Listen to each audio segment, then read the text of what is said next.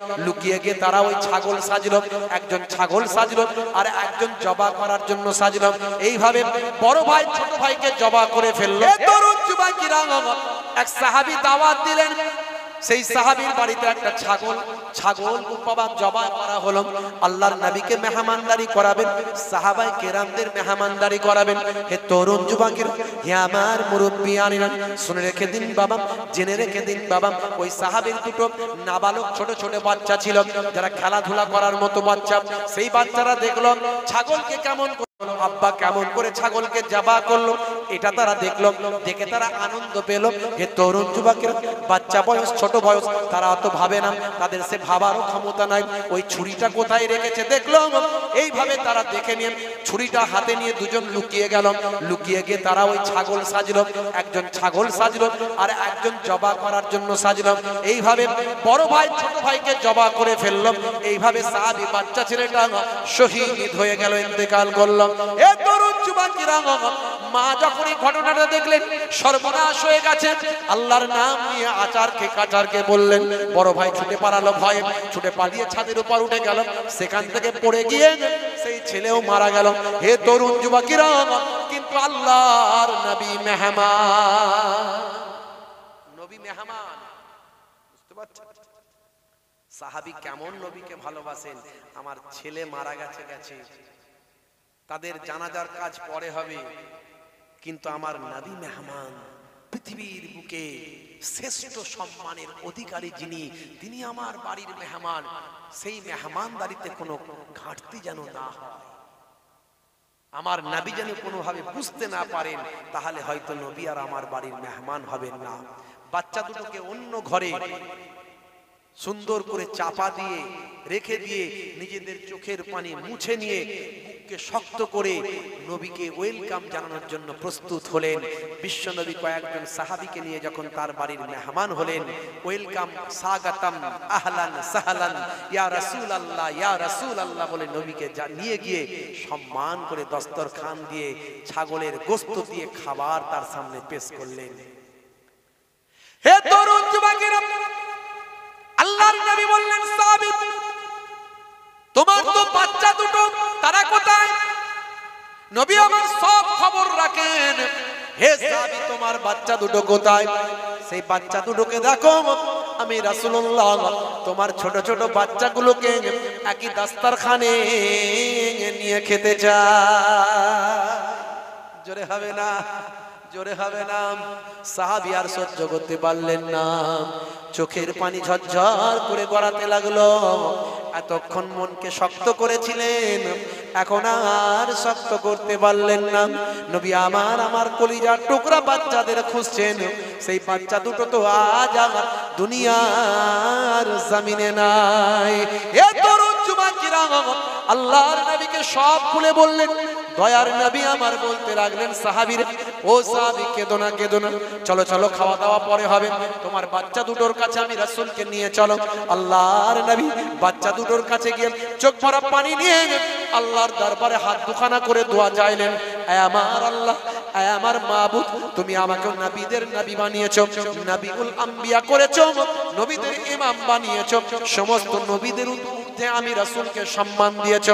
ঈসা নবী যদি বাচ্চাকে জীবিত করতে পারে, ঈসা নবীর জামানাতে যদি ঈসা নবী যদি কোনো প্রাণীকে সঞ্চার দিতে পারে, কোনো প্রাণীর রূহ আবার ফিরিয়ে দিতে পারে, তুমি যদি ঈসা নবীর মাধ্যমে, তুমি আমার পূর্বপুরুষ ঈসা নবীর মাধ্যমে যদি কোনো সন্তানকে, কোনো বাচ্চাকে, কোনো জীবকে যদি ইসমে আজমের ওসিলায় যদি রূহ তার ফিরিয়ে দাও, আমাকে তুমি নবীদের নবী বানিয়েছো, আজকের দিনে আমার দোয়া কি তোমার দরবারে কবুল হবে না? যদি আমার দোয়া কবুল হয়ে যায়, আমার এই সাহাবীর দুটো সন্তানকে এই মুহূর্তে তুমি জিন্দা জীবিত করে দাও।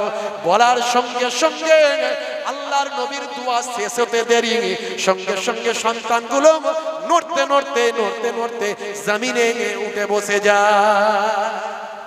জোরে হবে না? বন্ধুরা আমার, তরুণ যুবকেরা আমার, মুরব্বিয়ানেরা আমার, তাহলে জিন্দাকে মুর্দা নবীরা করত।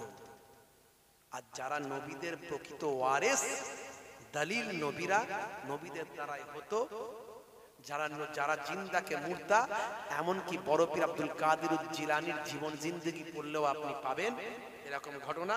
পুরানো কবরের ধারে গিয়ে গাউসুল আজম বলেছিলেন কুম বিইজনিল্লাহ, এই মুর্দা উঠে দাঁড়াও, জিন্দা হোকার খড়া হো যা, বলার সঙ্গে সঙ্গে পুরানো কবর থেকে নড়তে নড়তে মৃত জিন্দা জীবিত হয়ে দাঁড়িয়ে গিয়েছে।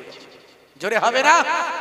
তাহলে ওলি আউলিয়ারা যারা, তারা যদি প্রকৃত যারা নবীদের ওয়ারিস, সেই নবীদের ওয়ারিসকে আল্লাহ নবীদের সমান পাওয়ার দিয়েছেন। তাই তো আমার আপনার দয়ার নবী বলছেন ওলামা ও উম্মতি কা আম্বিয়ায়ে বানি ইসরাইল, আমার উম্মতের মধ্যে যারা প্রকৃত আলেম তারা হলো বানি ইসরাইল যুগের নবীদের পর্যায়ভুক্ত। জোরে হবে না? জোরে হবে না? বানি ইসরাইল যুগের নবী কারা ছিল? ঈসা নবী, মুসা নবী, দাউদ নবী, সুলাইমান নবী। সেই যুগের নবী তো ঈসা নবী, মুর্দাকে জিন্দা করতেন। তাহলে আমাদের মাঝখানে আপনাদের ঘরের ছেলেরা যদি আলেমের মতো আলেম হয়, আমাদের নবীর কথা মিথ্যা হবে বাবা? তাহলে আপনার ঘরের ছেলেটাও বানি ইসরাইল যুগের নবীদের পর্যায়ভুক্ত সম্মানের অধিকারী হতে পারে না? পারে না? পারে না? পারে না? ইসলামে কোনো উচ্চ জাত, নিম্ন জাত, উচ্চ বর্ণ, নিম্ন বর্ণ এরকম কিছু আছে নাকি? এরকম আছে? বর্ণপ্রথা, বর্ণ বৈষম্য, ভাই আমার আপনার কৃষ্ণাঙ্গ শ্বেতাঙ্গ এসব কিছু আছে ইসলামে? জাত পাত ধর্ম নিয়ে ইসলামে বাড়াবাড়ি, ভাই আমার উচ্চ নিম্ন এরকম কিছু নাই। তবে যারা নবীদের ভাই আমার ওয়ারিস, তাদের ইসলামে সম্মান দেয়া হয়েছে। সেটা আপনার ঘরের সন্তানও হতে পারে, সেটা আপনার ঘরের সন্তানও হতে পারে। কিছু স্পেশাল ফ্যাসিলিটি দেয়া হয়েছে, সেটা হলো আহলে বায়াতদের। আহলে বায়াতদের সম্পর্কে কিছু স্পেশাল নবী বলেছেন। নবী বলেছেন এরা আমার আহলে বায়াত, আমি এদের থেকে, এরা আমার থেকে। তাই আহলে বায়াতদের সম্পর্কে অনেক হাদিস এসেছে যে আহলে বায়াতদের সম্পর্কে নবী বলছেন তারাকতু ফীকুম মাইন আখাযতুম বিহি লান তাদিল্লু কিতাবাল্লাহ ওয়া ইতরাতি আহলে বাইতি, আমি তোমাদের মাঝখানে ছেড়ে দিয়ে গেলাম আল্লাহর কোরআন, কিতাবুল্লাহ, আল্লাহর কোরআন, আর আমার আহলে বায়াতকে রেখে দিয়ে গেলাম। এই আহলে বায়াতের সম্মান একটা দেয়া হয়েছে, কারণ নবীর ভাই আমার আহল পরিবার বর্গের মধ্যে থেকে আহলে বায়াত কজন বলা হয়েছে? 5 জন। আল্লাহর নবী, দোজাহানের বাদশা, আখিরি জামানার পয়গম্বর হুজুর, ওনার কলিজার টুকরা কন্যা আম্মা জান ফাতেমাতুজ জোহরা রাদিয়াল্লাহু তাআলা আনহা, ওনার ভাই আমার আল্লাহর নবীর জামাতা আসাদুল্লাহিল গালিব শেরে খোদা আলী মুর্তজা কারামাল্লাহু ওয়াজহু, আল্লাহর নবীর 2 জন নওয়াসায়ে রাসূল নাতি হযরত ইমাম হাসান, ইমাম হুসাইন রাদিয়াল্লাহু তাআলা আনহুমা। এই 5 জন হলেন আহলে বায়াত। জি হ্যাঁ বন্ধুরা আমার, তরুণ যুবকেরা আমার, মুরব্বিয়ানেরা আমার, শুনে রেখে দেন, জেনে রেখে দেন মুসলমান বন্ধুরা আমার, এছাড়া আলেম ওলামাদেরকে সবচেয়ে সম্মানের অধিকারী বলা হয়েছে ইসলামে। আল্লাযীনা উতুল ইলমা দারাজাত, তোমাদের মধ্যে প্রকৃত আহলে ইলমরা হলো উচ্চ সম্মানের অধিকারী। জোরে হবে না? আল উলামা ওয়ারাসাতুল আম্বিয়া, যারা আলেমে হাক্কানি হবে তারাই হলো নবীদের বংশধর। জোরে হবে না? হে তরুণ যুবকেরা, হে আমার বন্ধুরা, হে আমার মুরব্বিয়ানেরা, শুনে রেখে দিন বাবা, জেনে রেখে দিন বাবা, ওই আল্লাহর ওলি বান্দা যখন বললেন এই চিড়িয়া জিন্দা হোক আর ওর জান, বলার সঙ্গে সঙ্গে পাখি জিন্দা জীবিত হয়ে আকাশে উড়ে গেল। হে তরুণ যুবকেরা, আল্লাহর মাহবুব বান্দা চিন্তা করলেন নিশ্চয় আমার দোয়া আল্লাহ আরশে কবুল হয়েছে, আমার আল্লাহ আমাকে আল্লাহ ওলি বান্দা বলে কবুল করেছেন, আমার জবানের দোয়া কবুল হচ্ছে। হে তরুণ যুবকের, বহুদূর চলে গিয়েছেন, বহুদূর যাওয়ার পর ওই আল্লাহর ওলি বান্দাকে একটু পিপাসা লেগেছে, বড় তেষ্টা পেয়েছেন, বড় পিপাসা পেয়েছেন। দেখতে পাচ্ছেন একজন মহিলা দূরে কলসি নিয়ে, কলস নিয়ে হেঁটে হেঁটে তার ঘরের দিকে চলে যাচ্ছেন। পেছন থেকে দেখতে পেয়ে সেই সময় আল্লাহর মাহবুব বান্দা বললেন এই মেয়ে, এই মহিলা, এই নারী, আমাকে একটু পানির ব্যবস্থা করে দাও, আমাকে একটু পানি পান করে দাও, আমাকে একটু পানির ব্যবস্থা করে দাও। ভাই আমার দোস্ত আমার, ওই মহিলা না শোনার ভান করে যেন শুনতে পাননি চলে যাচ্ছেন। আবার আল্লাহর মাহবুব বান্দা বলেন এই নারী, এই মহিলা, আমি আমি তোমাকে একটু পানি চাইছি, পানি আল্লাহর নিয়ামত, এখানে পানির বড় অভাব, আমি বহু সময় ধরে তেষ্টা পেয়েছে, বহু সময় ধরে আমি বহু সময় ধরে আমি তেষ্টার মধ্যে আছি, আমাকে একটু পানি পান করাও, আমাকে একটু পানি পান করাও। আবার মহিলা কোনো কথা বলেন না, মহিলা কোনো তাকিয়ে দেখেন না, পেছন দিকে ফেরেন না, মহিলা নিজের মতো বাড়ির দিকে পানি বা আমার নিজে নিয়ে চলে যাচ্ছেন। আবার এবার রাগান্বিত হয়ে আল্লাহর ওলি বলেন, হে মহিলা, তুমি কি কথা কানে ঢোকাওনি? একটু পানি কি মানুষকে খাওয়ানো যায় না? পানির সময় পানি চাইলে কি মানুষকে দিতে হয় না? সেই সময় ওই মহিলা বললেন, হুজুর, আমি কোনো পাখি নয়, চিড়িয়া নয়, এত মেজাজ দিয়ে আপনি কথা বলবেন? এই চিড়িয়া মারজা বললে মরে যাবেন, এই চিড়িয়া জিন্দা হোকার উড়জা বললে উড়ে যাবে। জোরে হবে না? আর জোরে হবে না? আল্লাহর ওলি বলে, এটা তো এখান থেকে শত শত মাইল আগের ঘটনা, এ তো এখানের ঘটনা নয়। এই মহিলা জানলো কেমন করে? এই মা জানলো কেমন করে? আল্লাহর ওলি বুঝতে পারলেন এই মা সাধারণ মহিলা নয়, এ তো আল্লাহর ওলি বান্দি। এ তরুণ যুবকেরা, পানি খাওয়া বাদ দিয়ে একথা শুনে যেন তার তৃষ্ণা মিটে গেল। সেই সময় বললেন, মা, দুঃখ নেবেন না মা, বেয়াদবি নেবেন না মা। ও মামা, আপনি এমন কথা জানলেন কেমন করে? এমন কথা খবরটা পেলেন কেমন করে? পর্দা মুখ বাঁধা এ তরুণ যুবকেরা, গায়ে হাতে চাপা দেওয়া বিদুষী মহিলা, আল্লাহর নেক বান্দি পর্দাওয়ালা মহিলা, এ তরুণ যুবকেরা, আমার আপনার ঘরের মহিলারা বাইরে যখন বেরোয়, পর্দা তো দূরের কথা, পর্দাকে চর্দা দিয়ে, স্বামীকে পান দিয়ে খাইয়ে দিয়ে বেপর্দা হয়ে ঘুরে বেড়ায়। আছে না নাই? জোরে বলেন, আছে না নাই? মুসলমানের নারী করছে বাড়াবাড়ি, চালাচ্ছে স্কুটি গাড়ি, গায়ে নাই ওর নাম, বলছে আমার দিকে দেখ না, চুল করতে কালার, যাচ্ছে বিউটি পার্লার, নাম ছিল জরিনা, এবার হলো করিনা। লাল শাড়ি লাল টিপ, লাল আঁচল মাথায় নাই, সবুজ শাড়ি সবুজ টিপ, সবুজ আঁচল মাথায় নাই, পিঠটা তাদের ফাঁকা, বলছে যত তাকাবি তাকা। স্বামী মনে মনে করছে, আমার বউকে নায়িকা লাগছে তো, দেখ কেমন লাগে। আছে না নাই? মুসলমানের নারী, হাই রে হাই, চৌধুরী সাহেবের বিয়ের রিসেপশনে যাবেন, বাজার কলকাতার শপিং মলে যাবেন, 3-4 মহিলা একসঙ্গে বেরিয়ে যাবে, সঙ্গে আছে তার শাশুড়ি মা, বলছে মা আয়না, বৌমা বলছে মা দাঁড়াও না। আয়নার কাছ থেকে মন উঠতে চায় না, চুলটা হেলায়, ঘাটটা নাড়ায়, গাল পালিশ আর ঠোঁট পালিশ লাগায়, পালিশের উপর পালিশ মারে ভাই, শেষে বলে দেখ আমার থোপরা যেন প্রিয়াঙ্কা চোপড়া। মুসলমানের নারী চালাচ্ছে স্কুটি গাড়ি, মুসলমানের নারী করছে বাড়াবাড়ি, এ মুসলমানের নারী হয়ে যাবেন না আনারি। মেরাজে গিয়ে আল্লাহর নবী 6 ধরনের মহিলার শাস্তি হতে দেখেছিলেন। আম্মাজান ফাতেমাকে ঘটনাটা শুনিয়েছিলেন, উপস্থিত ছিল শেরে খোদা আলী মুর্তজা। অনেকে বলে এই হাদিসটার সহি সানাদ ঠিক নাই। হে তরুণ যুবকেরা, কিন্তু অন্যান্য হাদিসগুলোকে যদি একত্রিত করা হয়, এই হাদিসটা তখন প্রমাণিত হয়ে যায়। হে তরুণ যুবকেরা, 6 শ্রেণীর নারীর শাস্তি পেতে দেখেছিলেন আল্লাহর নবী। তার মধ্যে 1 শ্রেণীর নারী ভাই আমার, তাকে চুলটা টেনে বেঁধে দেওয়া হয়েছে, চুল ধরে টাঙিয়ে দেওয়া হয়েছে। সেই মহিলা চুল দেখিয়ে ঘুরে বেড়াতো। ভাই আমার, দোস্ত আমার, মহিলাদের চুল ঢেকে রাখার জন্য না খুলে রাখার জন্য? মহিলাদের চুল হলো সৌন্দর্যের প্রতীক, চুল হলো মহিলাদের সৌন্দর্য। সেই সৌন্দর্য দেখানোটা যাবে একমাত্র স্বামীর কাছে, দেবরের কাছেও দেখানো চলবে না। ঘরের অনেক বৌমারা আছে, বলে স্বামী আমার যাক, দেবর আমার থাক। আছে না নাই? স্বামীর সঙ্গে হাসি মুখে কথা বলতে চায় না, সবসময় কপালকে একদম পুরো বাংলার 5 করে রেখে দিয়েছে। কেন রে ভাই? স্বামীকে কি কিনে আনতে বলেছে, 3500 টাকা দাম। স্বামী বলেছে কিছুদিন দাঁড়াও, এখন পয়সা নাই, একটু ইনকাম হোক, বাজার খারাপ। দেবরের সঙ্গে খুব হাসি মজা, খুব আনন্দ।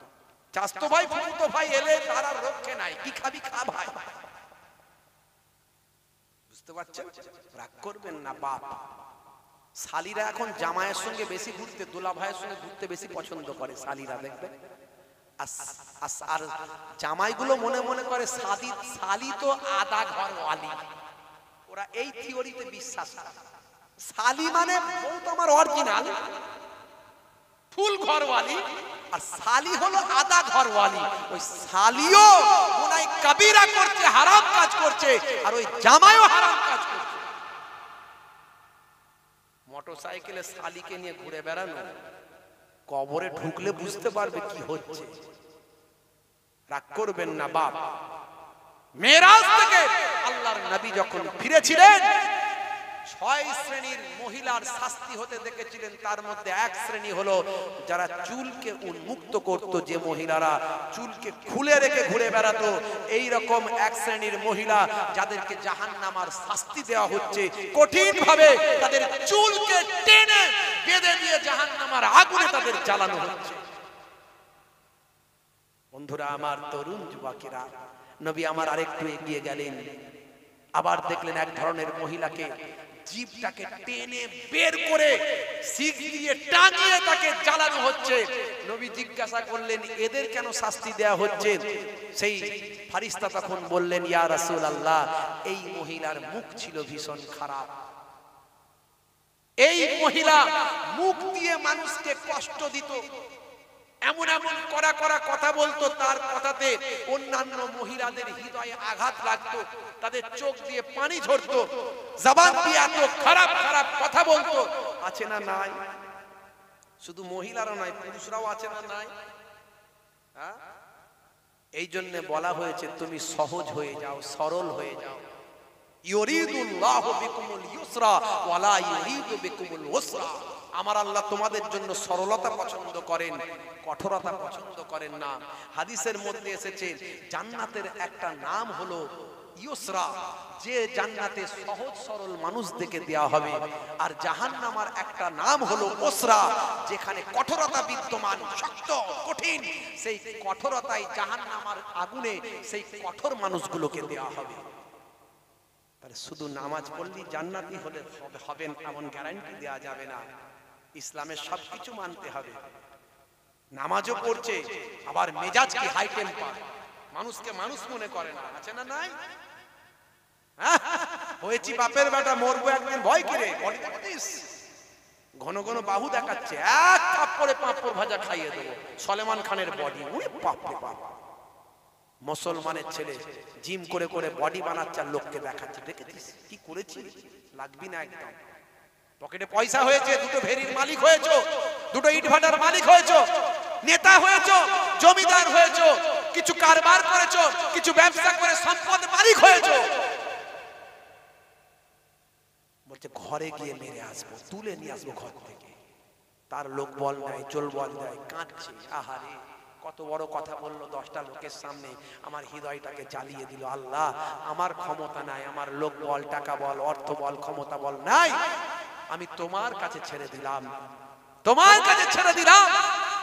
বিশ্বনবীর হাদিস, রাসূল বলেন দাওয়াতুল মাজলুমে, দাওয়াতুল মুসাফিরে, দাওয়াতুল ওয়ালিদি আলা ওয়ালাদিহি। তিন শ্রেণীর ডাক আল্লাহর আরশে তৎক্ষণাৎ কবুল হয়ে যায়। তার মধ্যে একটা হলো মাজলুম ব্যক্তি, যার উপর অত্যাচার করা হয়েছে, সে যদি অত্যাচারের বদলা না নিয়ে আল্লাহর উপর ছেড়ে দেন, ফয়সালাটা আমার আল্লাহই করে দেবেন। জোরে বলেন, আরে জোরে হবে না? এই রাম মন্দির সামনে 22শে জানুয়ারি উদ্বোধন হবে, কি গো? সেই নিয়ে অনেকে হইচই করছে। ইন্টারনেট খুললেই বলছে মন্দির চলছে, মন্দির তৈরি হচ্ছে। কোথায় 100 ফুট কি তৈরি হচ্ছে বলছে, কত নাকি মিঠাই মন্ডা তৈরি হচ্ছে। তো ভালো, তো এতে খারাপের কি আছে? এ তো ভালো জিনিস। মিঠাই মন্ডা তৈরি হলে, আরো কি কি তৈরি হলে তো খারাপ হচ্ছে, ভালো। বন্ধুরা আমার, তরুণ যুবকেরা আমার, কিছু মানুষ মনে মনে করছে হাই হাই হাই আমাদের সব শেষ হয়ে গেল, আমাদের মসজিদ ভেঙে হাই হাই হাই মন্দির হয়ে গেল। কিছু মানুষ মনে মনে করছে, ভাই তুমি এত মসজিদের তোমার দরদ, তোমার গ্রামে যে মসজিদটা আছে সেই মসজিদে তুমি নামাজ পড়তে যাও তো ভাই, 5 ওয়াক্ত নামাজটা পড়ো। ওই মসজিদে যা হয়েছে সে ফয়সালা তো আল্লাহ করে দেবে। আর মসজিদ কোন জায়গায় যখন তৈরি হয়, সেই মসজিদ ভেঙে দিক, গুড়িয়ে দিক, যাই করে দিক, আল্লাহর আরশে মসজিদ বলি কবুল হয়ে যায়। তাহলে মসজিদ ওখানে ছিল, আছে, থাকবে। দীর্ঘ 1528 খ্রিস্টাব্দে বাবরের সেনাপতি মীর বাকি পানিপথের যুদ্ধের পরে ইব্রাহিম লোদিকে পরাস্ত করে এই মসজিদটা তৈরি করেছিল, নাম বাবরের নামে বাবরি করেছিল। তারপর থেকে কয়েকশো বছর কেটে গেছে, কোনো বিতর্ক ছিল না। পরবর্তীকালে বিতর্ক শুরু হলো, কোর্টে মামলা চলল দীর্ঘদিন ধরে। মামলা উপর মানুষ বিশ্বাস করলো, কত কি হয়ে গেল, কত মানুষ আঘাত পেল, কত দাঙ্গা হয়ে গেল, কত মারপিট হয়ে গেল। কোন ধর্মই অশান্তি শেখায়নি, কোন ধর্মই খুন খারাপিকে পছন্দ করে না।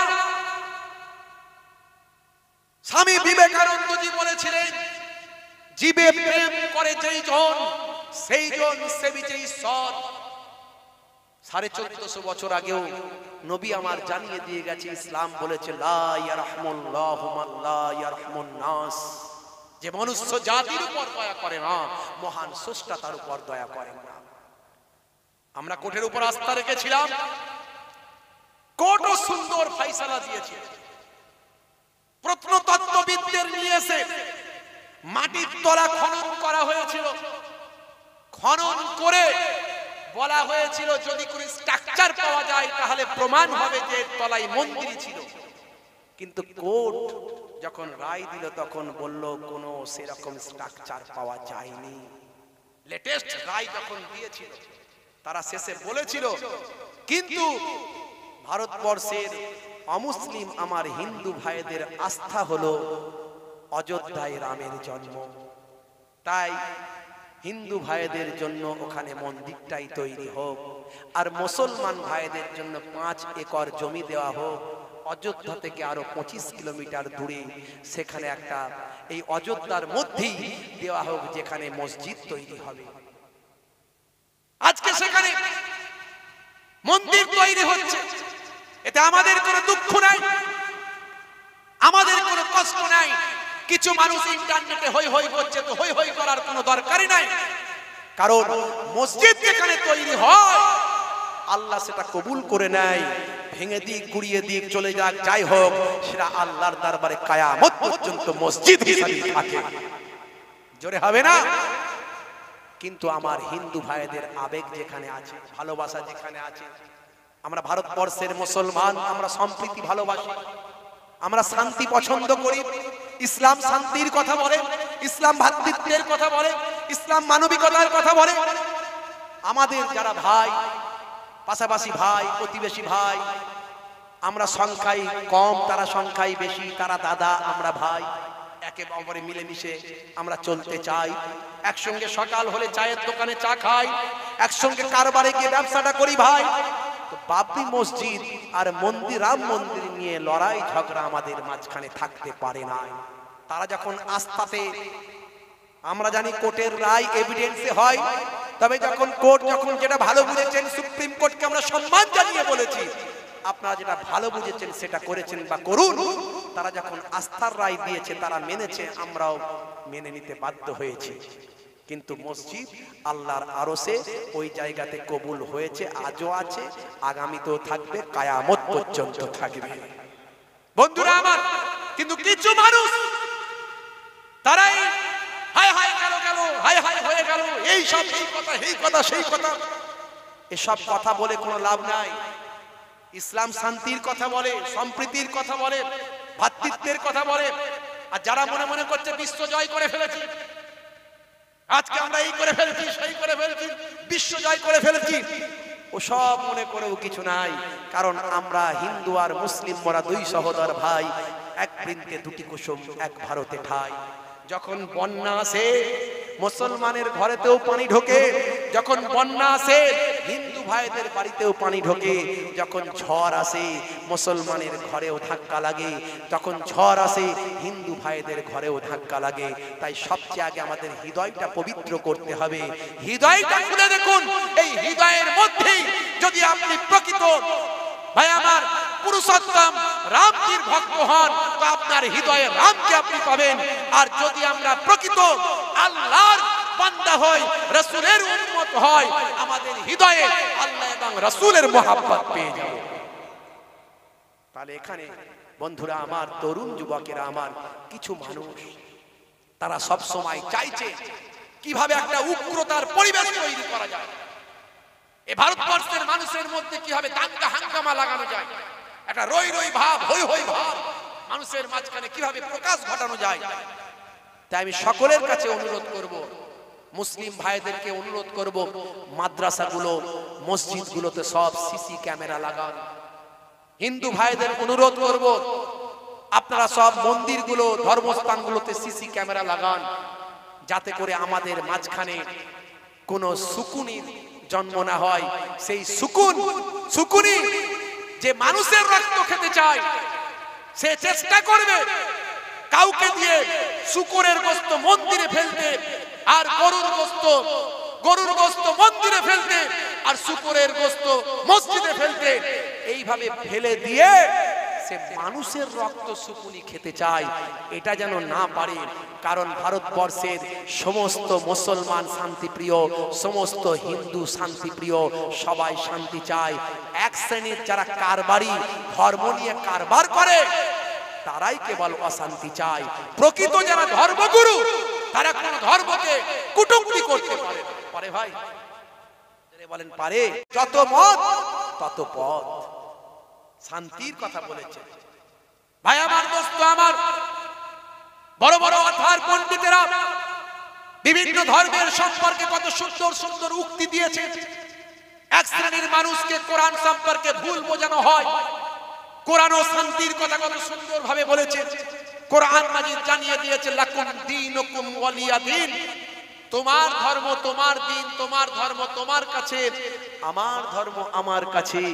অন্য জায়গায় আবার বলছে, লা ইকরা ফিদ্দিন, ধর্মে কোনো জবরদস্তি নাই, জোর করে ধর্ম পালন হয় না। কত সুন্দর কথা কোরআন বলেছে, কত সুন্দর কথা মনীষীরা বলেছে। কিন্তু এক শ্রেণীর ভণ্ড, যারা ভণ্ড বাবা, এক শ্রেণীর ভণ্ড কারবারি, তারা কিন্তু বারবার ভণ্ডামি করার চেষ্টা করে। আমি এই কথা আপনাদের মাঝখানে অনেক উদাহরণ আমার আছে, আমি সেই উদাহরণের দিকে যাচ্ছি না। হে তরুণ যুবকেরা, হে আমার বন্ধুরা, হে আমার মুরব্বিয়ানেরা, বারবার কিছু মানুষ হিন্দু মুসলমানের মধ্যে দাঙ্গা হাঙ্গামা লাগানোর জন্য বিভিন্ন বিভেদমূলক কথাবার্তা বলে থাকেন। হে তরুণ যুবকেরা, আপনারাই রিসেন্ট দেখেছেন দুইজন মুসলমানের নাম করে ভাই আমার রাম মন্দির উড়িয়ে দেওয়ার কথা ইন্টারনেটে বলেছেন। হে জওয়ান যুবকেরা, পরবর্তীকালে হে জওয়ান যুবকেরা, ইউপির গোয়েন্দা পুলিশেরা তারা ইনকোয়ারি করে দেখছেন যে দুজন রাম মন্দির উড়িয়ে দেওয়ার কথা বলেছিল, ধ্বংস করার কথা বলেছিল, তারা মোটেও মুসলমানের সন্তান নয়। হে তরুণ যুবকেরা, হে আমার মুরব্বিয়ানেরা, কারণ মনে রাখবেন, যারা প্রকৃত মুসলমান তারা কখনো অপরাধ করতে পারে না, যারা প্রকৃত মুসলমান তারা কখনো অন্যায় করতে পারে না, যারা প্রকৃত মুসলমান তারা কখনো অপরের ধর্মে আঘাত করতে পারে না, অপরের ধর্মস্থানে আঘাত করতে পারে না। আর যারা প্রকৃত হিন্দু তারাও কিন্তু কখনো অন্য ধর্মের আমার ধর্মস্থানে আঘাত করতে পারে না। যারা প্রকৃত খ্রিস্টান তারাও কখনো অন্য ধর্মের ধর্মস্থানে আঘাত করতে পারে না। কারণ প্রত্যেকটা ধর্মই শান্তির কথা বলে, প্রত্যেকটা ধর্মই পরধর্মে সহিষ্ণুতার কথা বলে। এ তরুণ যুবকেরা, হে আমার মুরব্বিয়ানেরা, আগে মানুষ হতে হবে, তারপর মুসলমান হবেন। আগে মানুষ হতে হবে, তারপর হিন্দু হবেন।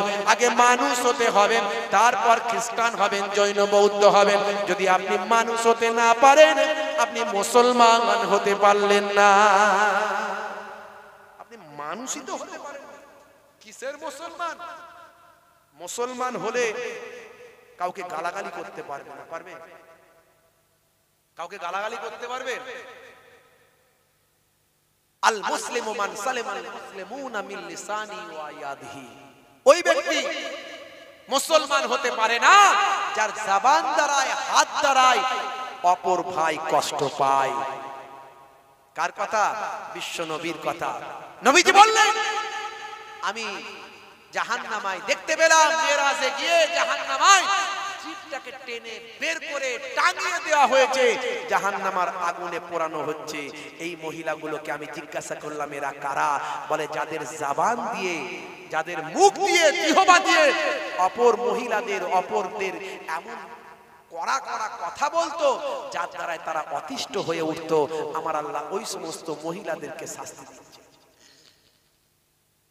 হে তরুণ যুবকেরা, যে সমস্ত মহিলারা অবৈধভাবে যৌন ক্রিয়াকর্মে লিপ্ত, অবৈধভাবে তারা যৌনতা মানুষের কাছে প্রকাশ করে, যারা রাস্তাঘাটে স্বল্প পোশাক পরে নিজেদের শরীরের ভাই আমার অংশকে মানুষের কাছে খোলা মেলার চেষ্টা করে, যে সমস্ত মহিলারা, হে তরুণ যুবকেরা, নায়িকা গায়িকাদের মতো পোশাক পরে পুরুষ মানুষের কাছে নিজেদের বহিঃপ্রকাশ করানোর চেষ্টা করে, পুরুষ মহিলাদের, পুরুষ মানুষদের কাছে নিজেদের আকর্ষণ করে তোলার চেষ্টা করে, স্বল্প পোশাক পরিহিতাম, পাতলা পোশাক পরিহিতাম, নিজেদের শরীরের অঙ্গ প্রত্যঙ্গ প্রদর্শন করা মহিলারা, এই সমস্ত মহিলারা যারা ছিল, হে তরুণ যুবকেরা, আল্লাহর নবী বলেন, আমি জিজ্ঞাসা করলাম, ওই মহিলারা কারা?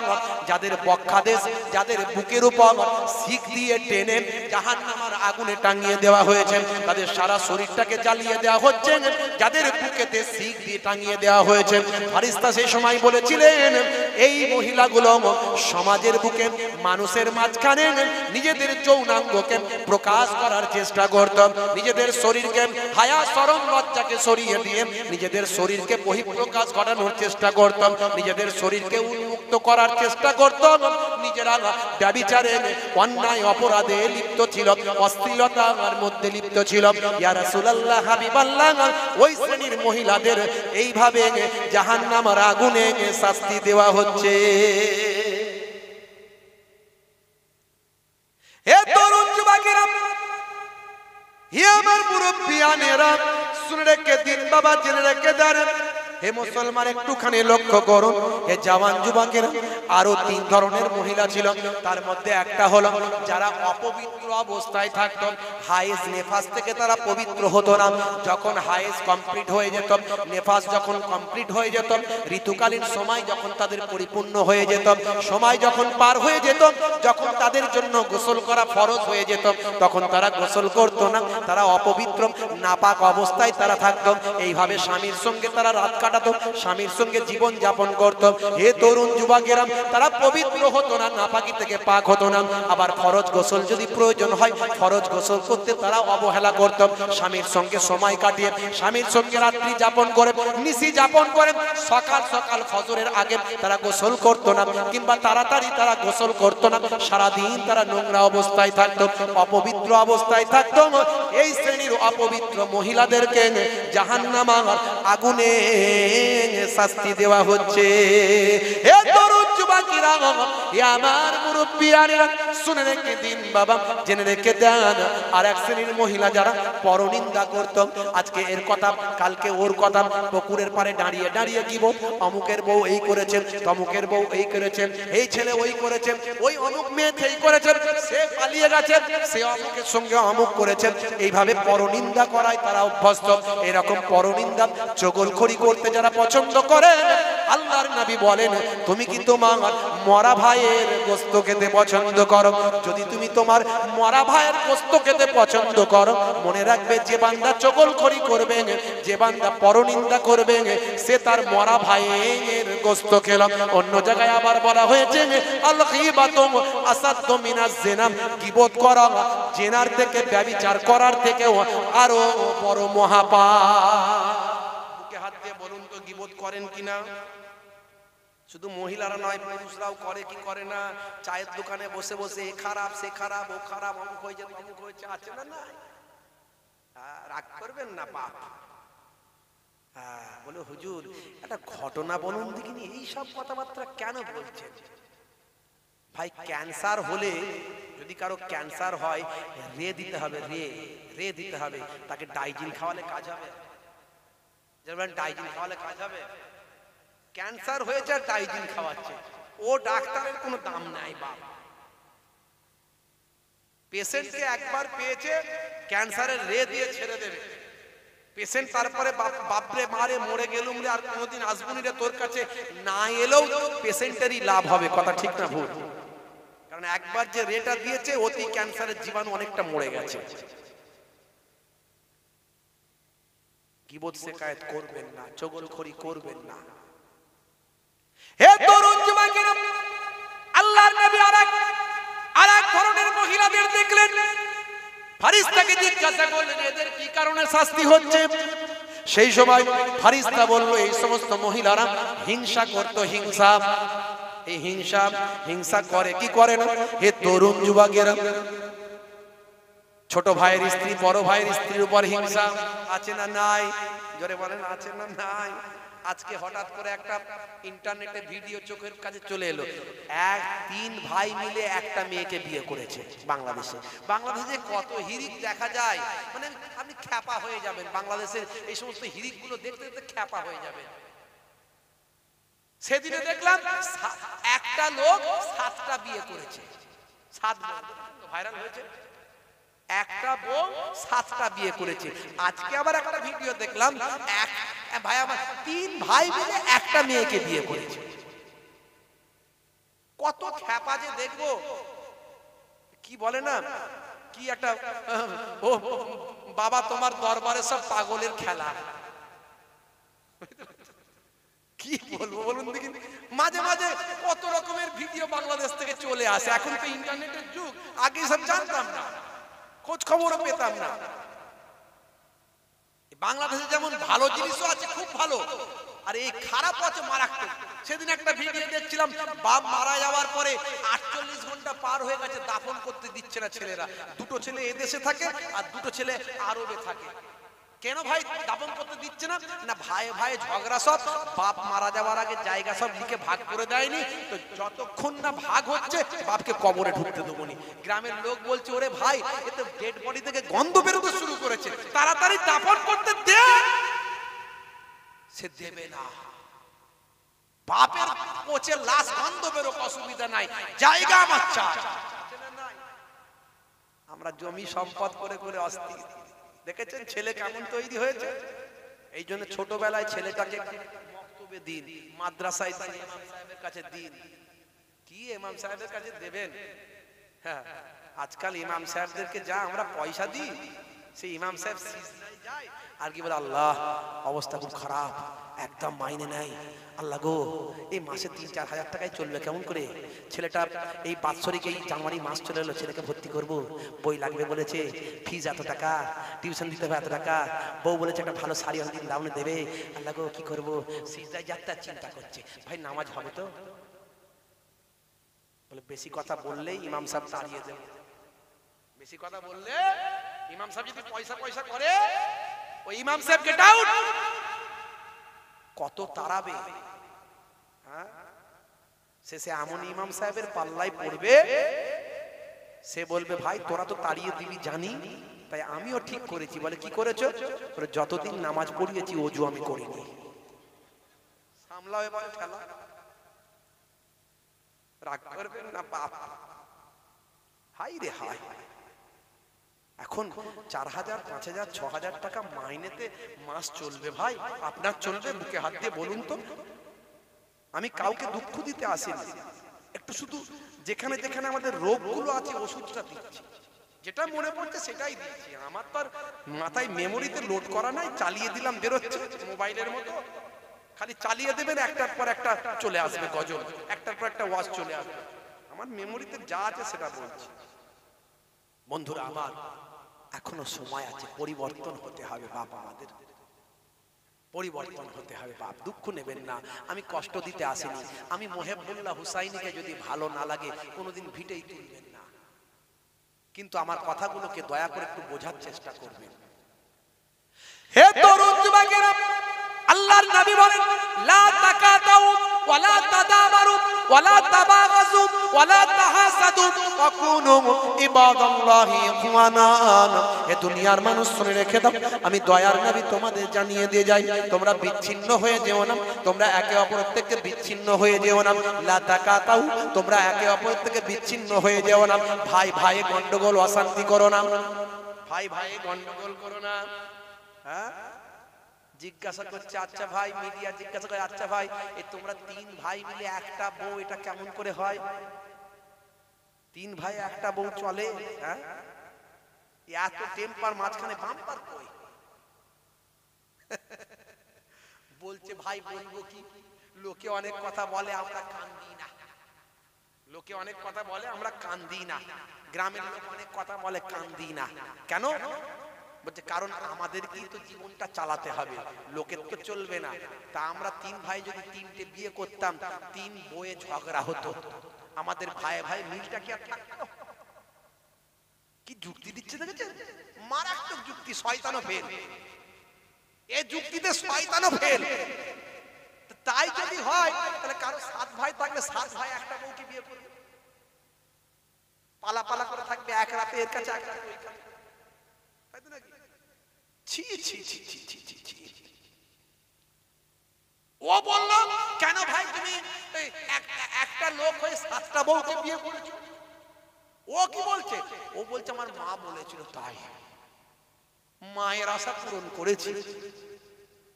ছি ছি ছি ছি, হাই রে হাই, রাগ করবেন না বাপ, এরা কোরআন হাদিস ভুলে গেছে। এদেরকে দেখে লোকে ইসলামের বিচার করছে, এদেরকে দেখে লোকে কোরআনের বিরুদ্ধে সমালোচনা করছে, এদেরকে দেখে লোকে ইসলামের বিরুদ্ধে সমালোচনা করছে, এদেরকে দেখে মানুষ ইসলাম সম্পর্কে খারাপ ধারণা তৈরি করার চেষ্টা করছে। আর কিছু মানুষ তো আমাদের পেছনে লেগেই আছে, কিছু মানুষ আমাদের পেছনে লেগে আছে। কোরআনের কোথা থেকে কিছু একটা লাইন বের করব, বের করে মানুষের কাছে ভুল ব্যাখ্যা করে দেব। কোরআনের একটা লাইন বের করব, বের করে মানুষের কাছে ভুল ব্যাখ্যা করে দেব। লাইনটা পড়ছে ঠিক, ব্যাখ্যাটা করছে ভুল। এই এক শ্রেণীর আহলে হোদস বেরিয়েছে, হোদস, বুঝতে পারছেন? কে আগে রাজমিস্ত্রি ছিল, এখন হয়ে গেছে শায়েখ, বুঝতে পারছেন? কে আগে আপনার ওই কি বলে মোবাইল রিপেয়ারিং এর কাজ করতো প্যান্ট শার্ট পরে, এখন বড় মুফতি সাহেব, ভারী ঘন ঘন ফতোয়া দিচ্ছে, ঘন ঘন ফতোয়া দিচ্ছে। এখন ভাই আমার ডাক্তারি পড়তে গেলে ভাই আমার তাকে আগে মাধ্যমিক এইচএস করে সায়েন্স নিয়ে গ্র্যাজুয়েট করতে হয়, করে নিয়ে তাকে ভাই আমার মেডিকেল যে আপনার যে টেস্ট আছে সেই টেস্টিং আপনার পরীক্ষায় বসতে হয়, বসে সেখানে কোয়ালিফাই করার পরে আরো 5 বছর ধরে তাকে পড়াশোনা করতে হয়, 2 বছর ধরে ইন্টার্নশিপ করতে হয়। কিন্তু আমি ফতোয়া দিই, মাদ্রাসায় আমি পড়িনি, আমি ইতিহাস নিয়ে পড়াশোনা করেছি, তা আবার ইসলামিক ইতিহাস নয়, মডার্ন ইতিহাস নিয়ে পড়াশোনা করেছি। আর মোবাইল খুললি দেখবেন শুধু এটা হারাম, এটা নাজায়েজ, এটা বিদআত। ফতোয়া দিতে দিতে এদের ধরা পড়ে গেছে, এই জন্য আমি নিয়ে নিয়ে ঘুরছি, মাঝে মাঝে একটু করে শুনিয়ে দিচ্ছি লোককে, যদি ইন্টারনেটটা চলে আর কি। এই যে আরেকজন সার্জেনের ফতোয়া দিচ্ছি, তো ফতোয়া দিতে গেলে তাকে তো সার্জেন হতে হয় ভাই। এই জবাই করতে গেলে, এই অপারেশন করতে গেলে, এই কাটতে গেলে, এই ফাড়তে গেলে, চিরতে গেলে এই ডাক্তারদের সার্জেন হতে হবে। সার্জেন ছাড়া হবে? জোরে বলে। কেউ অঙ্ক নিয়ে পড়াশোনা করেছে, গ্রাজুয়েশন করেছে মনে করুন ভাই আমার, কেউ ইতিহাস নিয়ে গ্রাজুয়েশন করেছে, সে এমবিবিএস ডাক্তার, আপনার এমএস ডাক্তার যেটা করে অপারেশন করতে পারবে? এই রকম ডাক্তারের কাছে যদি কেউ যায়, রুগী বাঁচবে না মরবে? কুপকাত। আর এরা হচ্ছে সেই রকম সার্জেন। এই দেখুন ফতোয়া দিচ্ছে কেমন, এই দেখুন, চলবে। সমাজে অনেক লোক নাম রেখেছে না, আব্দুর রশিদ আছে না, নাম আছে না আব্দুর রশিদ, এই নাম রাখা হারাম, বলো তো, চলবে না, একদম নাই। গোলাম মাহমুদ নাম আছে না, আছে, নাম রাখা হারাম, চলবে না। জাহাঙ্গীর নাম আছে, চলবে না। শাহজাহান নাম আছে, চলবে না। ইয়াসিন চলবে না, এসব নাম রাখা চলবে না। যে নামের অর্থ হয় না সে নাম রাখা ইসলামে নাজায়েজ, চলবে না। আল্লাহর নামের আগে আব্দু শব্দ লাগানো যাবে। আল্লাহর নাম রশিদ, আল্লাহর নাম আছে নাকি? নাই, বলছি নাই, এই নামগুলো খুব শব্দ। রশিদ আল্লাহর নাম নাই, নোট করুন। রশিদ আল্লাহর নাম নাই বলছে। কোরআন মাজিদটা আজকে গিয়ে খুলবেন, কোরআন মাজিদে 99টা আল্লাহর সিফাতি নাম আছে। শেষের দিকে যাবেন, গিয়ে খুলে শেষের দিকে গিয়ে শেষের দিক থেকে উপরের দিকে উঠবেন, দেখবেন আর রশিদ আল্লাহর নাম আছে। সরল পথ, সরল পথ। এই আর রশিদটা আল্লাহর নাম আছে। এই নাম থাকার কারণে আব্দুর রহমান, আব্দুল জব্বার, এই ইয়া জব্বার ও ইয়া রহমান ও ইয়া সত্তার ও ইয়া গফফার ও যত আল্লাহর সিফাতি নামগুলো আছে, সিফাতি নাম মানে হলো গুণবাচক নাম, আর জাতি নাম সেটা হলো আল্লাহ। আল্লাহ নাম কেউ ধারণ করতে পারবে না, কিন্তু সিফাতি নাম আল্লাহর কেউ রাখতে পারে, কিন্তু তার আগে আব্দুল শব্দটা ব্যবহার করতে হবে। আব্দুল কথার অর্থ হলো বান্দা, রশিদের বান্দা, সত্তারের বান্দা, গফফারের বান্দা, রহমানের বান্দা, রহিমের বান্দা, আব্দুর রহিম এই জন্য বলা হয়, আব্দুল সত্তার বলা হয়, আব্দুল গফফার বলা হয়। বুঝতে পারছেন কথা? এ বলছে রশিদ নামটাই নাকি আল্লাহর নাই, আর রশিদ আছে, খুলে দেখে নেবেন। তাই আব্দুর রশিদ হাজার হাজার মানুষের নাম আছে।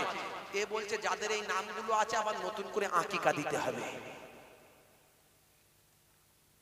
আর কিছু লোক আবার এর ভক্ত, বুঝতে পারছেন? হ্যাঁ, বলছে শাহজাহান নাম রাখা যাবে না। কেন বলছে জানেন? আমি বলে দিচ্ছি।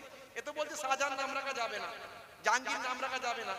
জাহানের যিনি গীর বাদশা তাকে জাহাঙ্গীর বলে। শাহজাহান, শাহ মানে বাদশা, জাহান মানে জাহান, জাহানের যে বাদশা। এ বলতে চাইছে ঘুরিয়ে, এ বলবে, একে যদি বলা হয় বলবে জাহানের বাদশা তো আল্লাহ, আল্লাহর সঙ্গে শিরক হয়ে যাবে।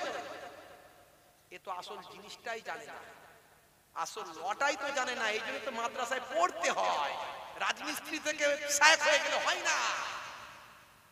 বুঝতে পারছেন? আচ্ছা বলুন তো কেতাবুল মানে কি? আরবিতে কেতাবুল মানে, এই মৌলানা সব বসে আছে, আলেমরা বসে আছে, কেতাবুল মানে কি? বই। তাই আপনার ঘরে যে বইগুলো আছে সেগুলো তো কেতাব। আরবিতে কি বলবেন? কেতাব বলবেন তো। আর কোরআন মাজিদটাও তো বই, কেতাব। ওটা কি বলবেন? কেতাব বলবেন না, অন্য কিছু বলবেন? ওটাও কেতাব।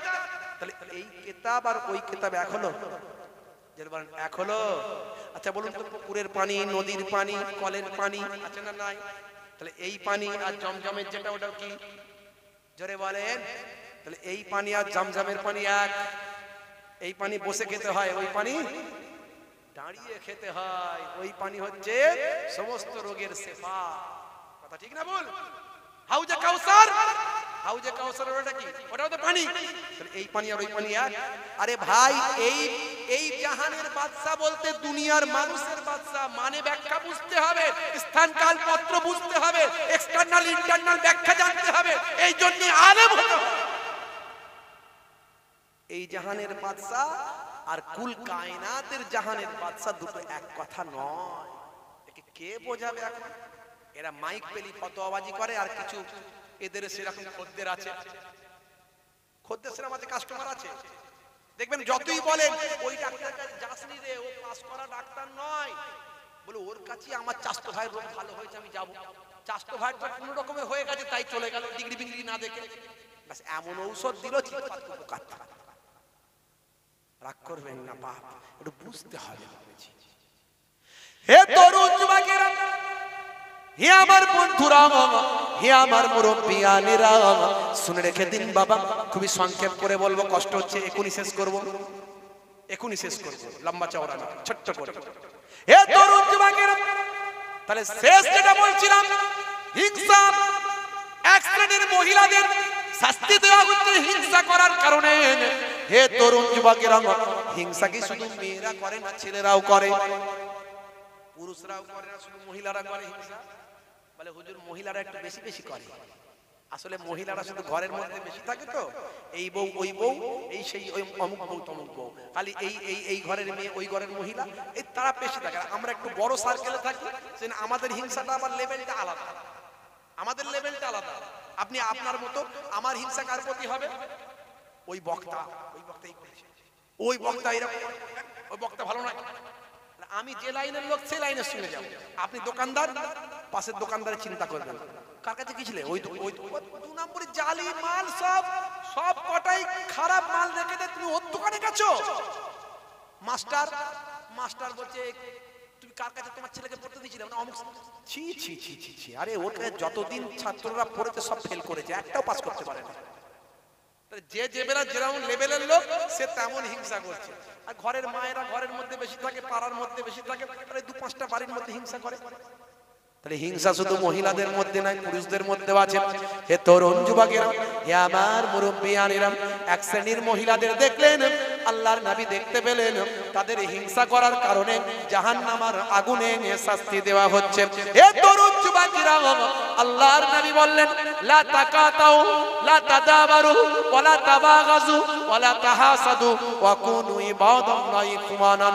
হে মহিলা, হে পুরুষেরা, হে দুনিয়ার মানুষেরা, হে উম্মতিরা, শুনে রেখে দাও, তোমরা একে অপরের থেকে বিচ্ছিন্ন হয়ে যেও না, একে অপরের পরনিন্দা করো না, একে অপরের প্রতি বিদ্বেষ পোষণ করো না, একে অপরের প্রতি হিংসা তোমরা করো না।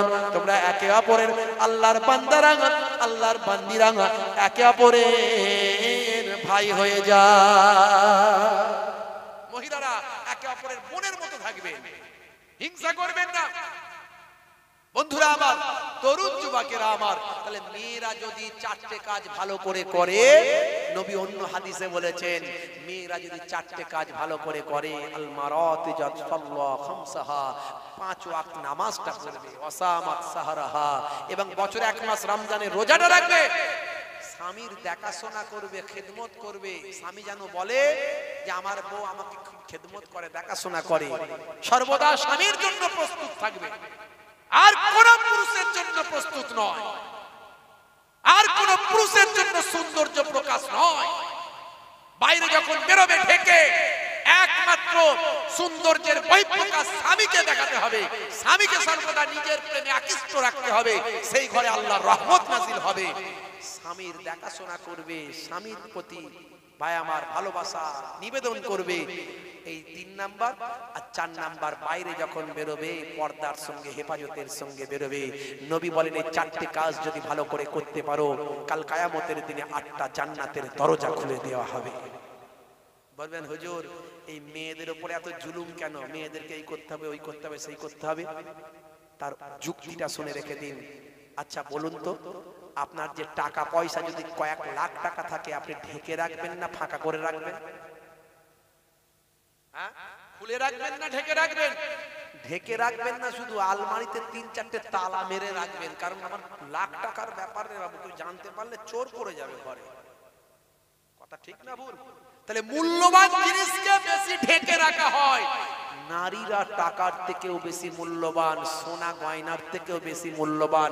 তাই ইসলাম বলেছে নারীদেরকে ঢেকে রাখার চেষ্টা করো। তার কারণ হলো নারীদের পেট থেকে আল্লাহ রত্ন দেন। রত্ন, নারীদের পেট থেকে রত্ন বলতে কি? রত্ন বলতে নারীদের পেট থেকেই তো নবীদের আল্লাহ জন্ম দিয়েছেন, রাসূলদের জন্ম দিয়েছেন। নারীদের পেট থেকেই আল্লাহর ওলিদের জন্ম দিয়েছেন। আর নারীদের পেট থেকেই তো ডাক্তার, ইঞ্জিনিয়ার, বিজ্ঞানী, সায়েন্টিস্ট সব নারীদের পেট থেকে। তাই নারীরা হলো সবচেয়ে বড় মূল্যবান। তাই নারীদের সম্মান সবচেয়ে বেশি দেওয়া হয়েছে। আমার নবীকে জিজ্ঞাসা করা হলো, ইয়া রাসূলুল্লাহ মান আহাক্কু বিহুসনিস সাহাবাতি, কে আমার কাছ থেকে বেশি ভালো ব্যবহার পাওয়ার যোগ্য? আল্লাহর নবী বললেন ক্বালা উম্মুকা, তোমার মা। সুম্মা মান, তারপর কে? রাসূল বললেন ক্বালা উম্মুকা, তোমার মা। সুম্মা মান, সাহাবী বললেন তারপর কে? ক্বালা, রাসূল বললেন ক্বালা উম্মুকা, তোমার মা। সুম্মা মান, ইয়া রাসূলুল্লাহ তারপরে আমার কাছ থেকে কে বেশি ভালো ব্যবহার পেতে পারে? ক্বালা আবুক, তোমার পিতা। জোরে বলুন সুবহানাল্লাহ। নারীর এত সম্মান দেয়া হলো, নারীদেরকে জননী বানানো হলো, নারীদেরকে মা করে দেয়া হলো। তাই রাসূল বলছেন ইযহাব ফাআকরিমহা ফাইন্নাল জান্নাতা তাহতা রিজলাইহা, যাও তোমার মায়ের সম্মান করো, কারণ তোমার মায়ের পায়ের তলায় তোমাদের জান্নাত। জোরে হবে না? হে তরুণ যুবকেরা, যে কথা বলতে গিয়ে এত দূর চলে এসেছিলাম, এটুকু বলেই শেষ করে দেব। ওই মহিলা বলল হুজুর আমি কোনো পাখি নয়, আমি কোনো চিড়িয়া নয়। আপনি শুধু বলবেন এই চিড়িয়া মার যা, বলার সঙ্গে সঙ্গে মারা যাব। এই চিড়িয়া জিন্দা হোক আর উড় যা, বলার সঙ্গে সঙ্গে উড়ে যাব। না না না না, আমি কোনো পাখি নাই। এত মেজাজ দিয়ে আমাকে ডাকার দরকার নাই, এইভাবে আমার সঙ্গে কথা বলার দরকার নাই। আল্লাহর ওলি তৃষ্ণা মিটে গেল, পানি খাওয়া ভুলে গেলেন। বললেন ও মা, মা তুমি তো সাধারণ মহিলা নয় মা, তুমি এ খবর কেমন করে জানতে পারলেন? এ খবর এখান থেকে শত শত মাইল আগের ঘটনা, তুমি এখান থেকে কেমন করে জানতে পারলেন? সেই সময় মহিলা বললেন শুনুন, আমি এমন কোন আল্লাহর নেক বান্দি নয়, আমি 5 ওয়াক্ত নামাজি, আমি রাসূলের সুন্নত গুলো মেনে চলি, ইসলামের হুকুম আহকাম গুলো মেনে চলি, আর আমি অন্য কোনো কাজ করি না। শুধু একটা কাজ করি, আমার স্বামী হলো একজন বড় মাতাল, মাতাল হলেও আমি আমার স্বামীর খিদমত করি। আমার স্বামী না বলতে পারে আমি মাতাল বলে আমার স্ত্রী আমার খিদমত করে না। এরই বদৌলতে আমার আল্লাহ এই মর্যাদা, এই নিয়ামতের হকদার আমাকে দান করেছে। জোরে হবে না? আর জোরে হবে না? বন্ধুরা আমার, তরুণ যুবকেরা আমার, তাহলে আজকে আমাদের ওয়াজ বেশি লম্বা চওড়া নয়, এটুকু আপনারা 5 ওয়াক্ত নামাজটা পড়বেন, বছরে 1 মাস রমজানের রোজাটা রাখবেন, আর বছরে ভাই আমার স্বামীর মায়েরা আমার স্বামীর খেদমত করবেন। পুরুষেরা ছেলেরা স্বামীকে স্ত্রীকে কখনো দুঃখ দেবেন না, কষ্ট দেবেন না, স্ত্রীর হকগুলো পূরণ করবেন। আর বন্ধুরা আমার, নবীর সুন্নতগুলোকে মেনে চলবেন। আমি অনেক সুন্নতের ওয়াজ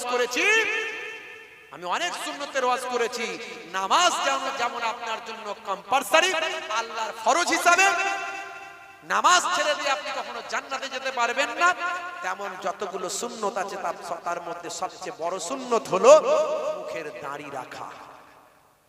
মুখের দাড়ি রাখা, এই দাড়িগুলোর মধ্যে এই দাড়িটা কেন মনে রাখবেন, যত সুন্নত আছে সবচেয়ে বড় সুন্নত হলো মুখের দাড়ি।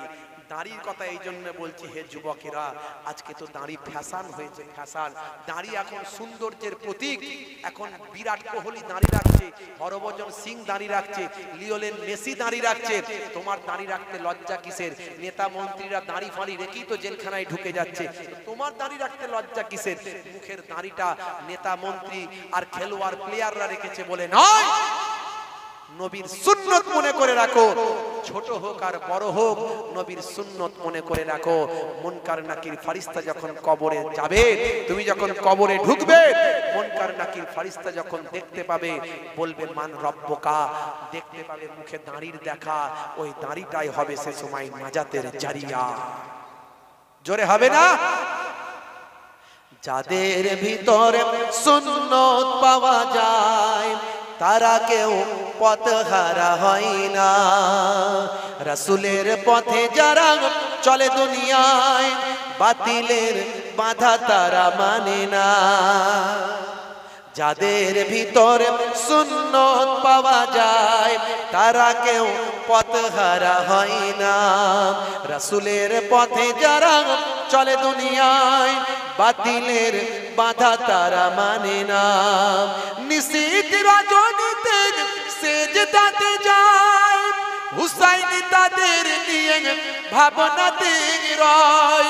নিশীথ রজনীতে সেজদাতে যায়, হুসাইন তাদের নিয়ে ভাবনাতে রয়।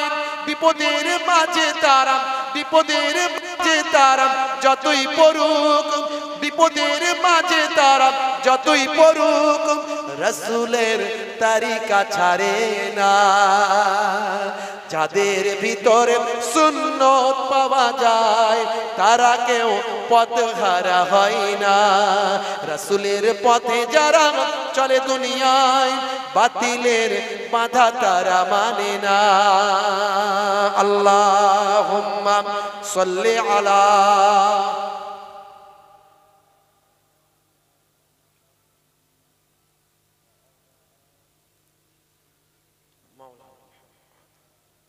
প্রত্যেকে 3 বার সূরা ফাতিহা আলহামদুলিল্লাহ শরীফ, 3 বার সূরা ইখলাস কুল হুয়াল্লাহ শরীফ, 3 বার দুরূদ শরীফ পাক তেলাওয়াত করেন, আখিরি মোনাজাত হবে। 12:20 হয়ে গেছে, 10 মিনিটের মধ্যে দোয়া হবে, আখিরে মোনাজাত তাড়াতাড়ি।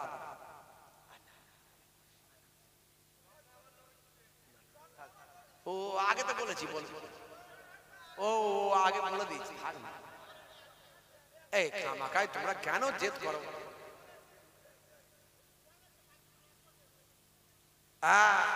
ঠিক বলেছো, ঠিক বলেছো, একদম ঠিক বলেছো। নামাজ তো পড়তেই হবে, নামাজ ছেড়ে দিয়ে জান্নাতে যেতেই পারবে না। এতক্ষণ তাহলে কিসের ওয়াজ হলো? এতক্ষণ তো নামাজেরই ওয়াজ হলো। নামাজই তো পড়তে হবে। এই নামাজ পড়বে তো সব নাকি? এই হ্যাঁ বলো, এই হাত তুলো দেখি, কার কার নামাজ পড়ো হাত তুলো দেখি, হাত তুলে নাও। আল্লাহকে দেখাও। নামাজ না পড়লে জান্নাতে যেতে পারবে না। অনেকে হাত তোলেন মাঝখানে, ভালো করে হাত তোলেন। ক্যান্সার আল্লাহ দিতে পারে, কিন্তু হার্ট অ্যাটাক দিতে পারে। হাতটা তোলেন ভালো করে দেখি। এই অনেকে হাত তোলেন, দেখেছো? ভাবছি আমি নামাজ তো পড়বো নি, হাত তুলবো কেন? দেখেছো কি অবস্থা? অন্যদিকে তাকিয়ে আছে। হ্যাঁ, কি বিপদ। যাক, অনেকে তুলেছে আলহামদুলিল্লাহ। কার কাছে তুলেছি আমরা? কার কাছে? দেখলো কে? সাক্ষী হলো কে? নামাজ ছাড়লে হবে না, বুঝতে পারছেন? বাপজি আমার আজ থেকে ওয়াদা করুন, নামাজ পড়বেন আর রাসূলের সুন্নতটা রাখার চেষ্টা করবেন। বন্ধুরা আমার, আমি ফিলিস্তিন নিয়ে একটা গজল আমার লেখা, আপনারা ইন্টারনেটে হয়তো শুনেছেন এর আগে, আমি সেটা গাইছি। এখন ফিলিস্তিনে যুদ্ধ চলছে, আপনারা জানেন, এখনো চলছে। 21,000 আমার কালেমা প্রেমী ভাইদেরকে শহীদ করে দিয়েছে। তারপরেও তাদের ঈমানের চেতনা কমেনি। জোরে হবে না? জোরে হবে না? তাদের ঈমানের চেতনা কমেনি। 21,000 ফিলিস্তিনি শিশু, নর নারী, বাচ্চা শহীদ করে দিয়েছে। তারপরেও তাদেরকে যখন জিজ্ঞাসা করা হচ্ছে, হ্যাঁ গো কি অবস্থা, বলে সবই আল্লাহর ইচ্ছা, আমার আল্লাহ যেটা রাজি তাতে আমরা রাজি। এর মধ্যেও আল্লাহ নিশ্চয় কিছু ভালো রেখেছেন। আল্লাহ আছেন, আল্লাহ হিসাব নেবেন। আল্লাহর দরবারে আমরা সুপ্রত করছি, এর বিচার আল্লাহ করবে। বড় বড় বিখ্যাত বিখ্যাত ব্যক্তিরা বলে এরা এখনো আল্লাহর উপর ভরসা রেখেছে। এদের ঈমানের তেজ কত! জোরে হবে না? ভাইরা আমার, তরুণ যুবকেরা আমার, আমেরিকার একজন টিকটকার, যিনি টিকটক করতেন, একজন মহিলা, তার নাম হচ্ছে মেগান রাইস। তিনি ভাই আমার ফিলিস্তিনের এই ঘটনা নিয়ে তিনি ভিডিও করতেন। তিনি ফিলিস্তিনের পক্ষে কথা বলতেন। লোকে জিজ্ঞাসা করেছে, আপনি ফিলিস্তিনের পক্ষে কথা বলছেন কেন? তখন তিনি বললেন, ফিলিস্তিনিদের ঈমানের চেতনা আমাকে উদ্বুদ্ধ করেছে। তাদের মধ্যে কি এক অলৌকিক পাওয়ার আছে, যার কারণে তারা প্রত্যেকদিন শত শত মুসলমান শহীদ হচ্ছে, তারপরেও তারা বলছে আমরা আল্লাহর উপর বিশ্বাস রেখেছি। জোরে হবে না? এটা আমাকে উদ্বুদ্ধ করেছে। তাই ফিলিস্তিনিদের, আমি আমেরিকান হয়েও, আমি আমেরিকান টিকটকার হয়েও আমি ফিলিস্তিনি ভাই বোনেদের এই করুণ দৃশ্য সহ্য করতে পারি না। তাদের নিয়ে প্রতিবাদ করছি, তাদের নিয়ে ভিডিও বিশ্বের মানুষের কাছে ছড়িয়ে দিচ্ছি। ভাই আমার, নেটিজেনরা প্রশ্ন করলো, যারা নেটে ইন্টারনেট ঘাটাঘাটি করে, তারা বলল, আপনি কি কোরআন পড়েছেন? আপনি এত মুসলিমদের নিয়ে এত আবেগ প্রবণ হয়ে কথা বলছেন, আপনি কি কোরআন পড়েছেন? আপনি কি নবীর হাদিস পড়েছেন? আপনি কোরআন পড়ুন, আপনি হাদিস পড়ুন। মিস্টার ম্যাডাম মেগান রাইস তিনি তারপর উদ্বুদ্ধ হলেন কোরআন পড়তে, উদ্বুদ্ধ হলেন রাসূলের জীবনী জানতে। পৃথিবী বিখ্যাত একজন টিকটকার, আমেরিকান টিকটকার, তিনি বুঝতে পারলেন, কোরআন পড়তে পড়তে বুঝতে পারলেন ফিলিস্তিনের মুসলমানেরা এত মানুষ শহীদ হওয়ার পরেও তাদের ঈমানি তেজ আসছে কোথা থেকে। তিনি বুঝতে পারলেন কোরআন মাজিদ পৃথিবীর বুকে এমন একটা গ্রন্থ, যে গ্রন্থ মানুষকে একেবারে সঠিক পথের দিশা দেখায়, মানুষকে ঈমানি চেতনায় উদ্বুদ্ধ করে, মানুষকে শান্তি সম্প্রীতির কথা বলে। কোরআনের বিরুদ্ধে এক শ্রেণীর মানুষ ভুল বোঝানোর চেষ্টা করে, কোরআনের ব্যাখ্যা ভুল করে, কোরআনের লাইন পড়ে কোরআনের মানে ভুল করে। কিন্তু কোরআন মাজিদ, কোরআন মাজিদ মানুষকে শান্তি, সম্প্রীতি, নীতি, নৈতিকতা, মানবিকতা, মনুষ্যত্ববোধ, পাপের শাস্তি, ভাই আমার ভালো কাজের পুরস্কার, এই সব কথা কোরআন বলেছে। কোরআন উদ্বুদ্ধ করেছে, কোরআন চেতনা তৈরি করেছে। সেই কোরআনী চেতনা এবং বিশ্ব নবীর লাইফ হিস্ট্রি, জীবন জিন্দেগি তাদের ঈমানি শক্তি বাড়িয়েছে। কোরআন আর নবীর জীবনী পড়ে বন্ধুরা আমার মেগান রাইস কালেমা পড়ে ঈমান কবুল করে নিলে জোরে হবে না? জোরে হবে না? আজকে আমরা ফিলিস্তিনি মুসলমানদের জন্য কিছুই করতে পারি না, আমাদের করা সম্ভব নয়, কিন্তু আমরা তাদের জন্য একটা জিনিস করতে পারি, সেটা হলো আমরা 5 ওয়াক্ত নামাজে ওই সমস্ত ভাই বোনদের জন্য আমরা দোয়া চাইতে পারি। তাদের উপর আল্লাহ গায়েবী মাদাদ দান করেন, এই দোয়া চাইতে পারি। ফেরেশতা দিয়ে সাহায্য করেন, এই দোয়া চাইতে পারি। আল্লাহ যারা শহীদ হয়েছে তাদের শাহাদাতের মর্যাদা দেন, এই দোয়া চাইতে পারি। আর জালেমরা যারা অনাব্রত জুলুম করে যাচ্ছে তারা যেন বিশ্বের মানুষের কাছে ঘৃণিত হয়, যেমন হচ্ছে আজকে ইসরায়েলকে বিশ্বের মানুষ ঘৃণা করছে, তারা যেন ঘৃণিত হয়, লাঞ্ছিত হয়, অপমানিত হয়, এবং ইসরায়েল আল্লাহ যেন তাদের ধ্বংস করে দেয়, এই দোয়া আমরা চাইতে পারি। আজকে ফিলিস্তিনি ভাই বোনগুলো আমাদের কাছে এটুকুই আশা করে। তাই তারা কি বলছে আমি আমার কলমে তুলে ধরেছি। একটু ভাঙাচোরা কবি তো, মাঝে মাঝে একটু সময় পেলে আমি একটু লেখার চেষ্টা করি, বুঝতে পারছেন? বাপেরা আমার, তরুণ যুবকেরা আমার, মুরব্বিয়ানেরা আমার, একটুখানি কলম ধরার চেষ্টা করি।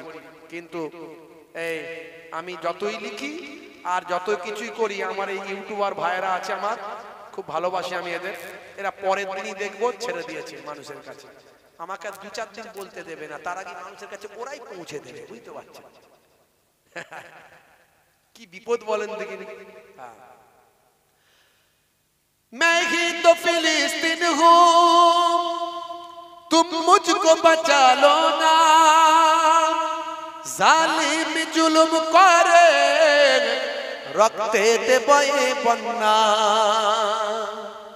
ফিলিস্তিনি নরনারীরা আমাদের দিকে এ কথা বলছে। কি বলছে আমি আমার ভাঙাচোরা কলমে একটু তুলে ধরেছি। मैं ही तो फिलिस्तीन हूँ, तुम मुझको बचा लो ना, जालिम जुल्म करे রক্তেতে বয়ে বন্যা, মসজিদে আকসা তো শুধু তো আমার নাম, কিবলা তো মুসলমানের তবে একলা কেন আমরা, মসজিদে আকসা তো শুধু তো আমার নাম, কিবলা তো মুসলমানের তবে একলা কেন আমরা, জালিম ইসরাইল বোমা ঘরে ফেলে, ফুলের মতো শিশু পিতার কোলে মরে।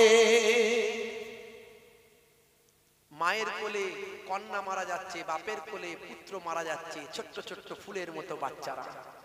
জালিম ইসরাইল বোমা ঘরে ফেলে, ফুলের মতো শিশু পিতার কোলে মরে।